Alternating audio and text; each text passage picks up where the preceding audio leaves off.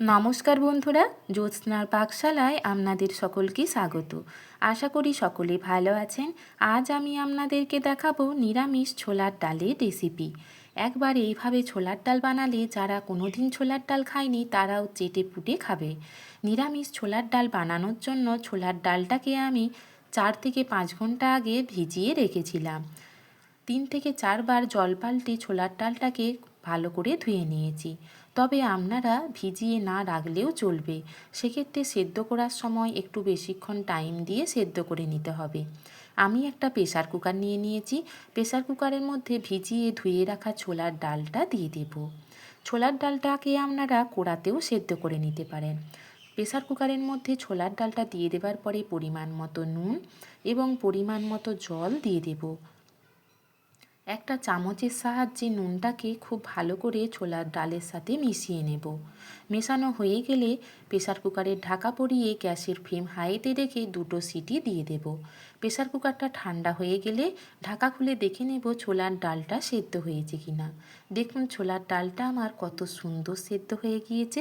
এখন প্রেসার কুকারের ঢাকা পরিয়ে একপাশে সরিয়ে রাখবো।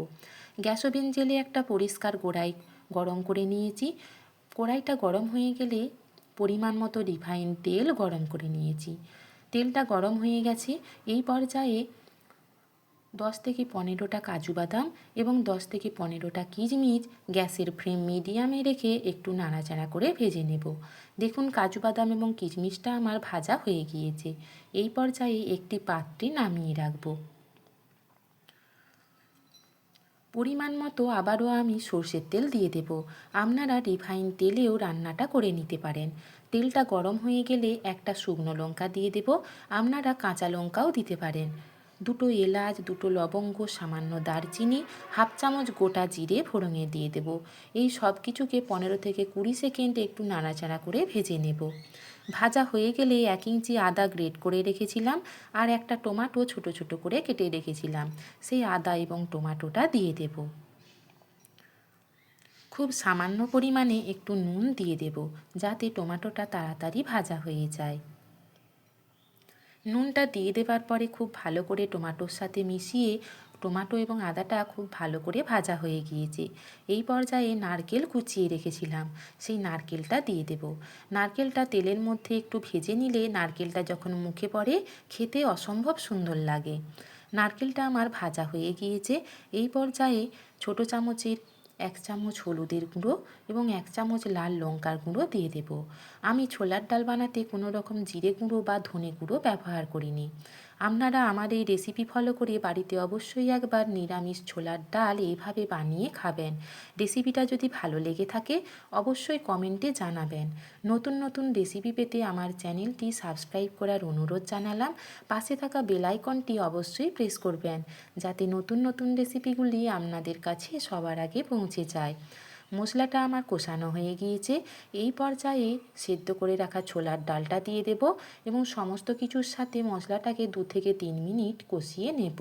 খুব বেশিক্ষণ ছোলার ডালটা কষানোর প্রয়োজন নেই, 2 থেকে 3 মিনিট কষিয়ে নিলেই চলবে। দেখুন ছোলার ডালটা আমার কষানো হয়ে গিয়েছে। এই পর্যায়ে আমি পরিমাণ মতো জল দিয়ে দেব। খুব বেশি পরিমাণ জল দেব না, কারণ ডালটা আমার সেদ্ধ হয়ে রয়েছে। জলটাকে ছোলার ডালের সাথে খুব ভালো করে মিশিয়ে নিয়েছি।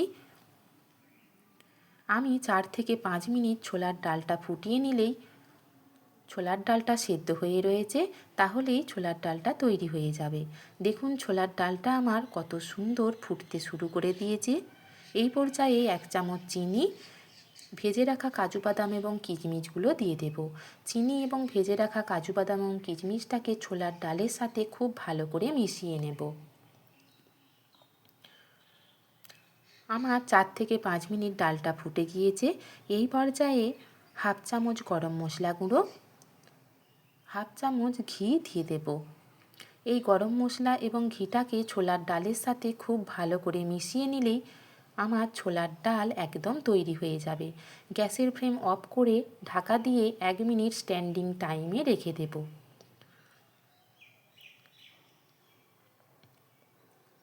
ছোলার ডাল আমার একদম তৈরি। এখন একটি বলে আমি সার্ভ করব। রুটি, লুচি, পরোটা সবের সাথেই এই ছোলার ডাল অসম্ভব সুন্দর লাগে। দেখুন ছোলার ডালটা আমার দেখতে কত সুন্দর হয়েছে, খেতে অসম্ভব সুন্দর হয়েছিল। দেখা হচ্ছে নতুন কোনো রেসিপি নিয়ে। সকলে ভালো থাকবেন, সুস্থ থাকবেন। আমার এই রেসিপি দেখার জন্য আপনাদের সকলকে ধন্যবাদ।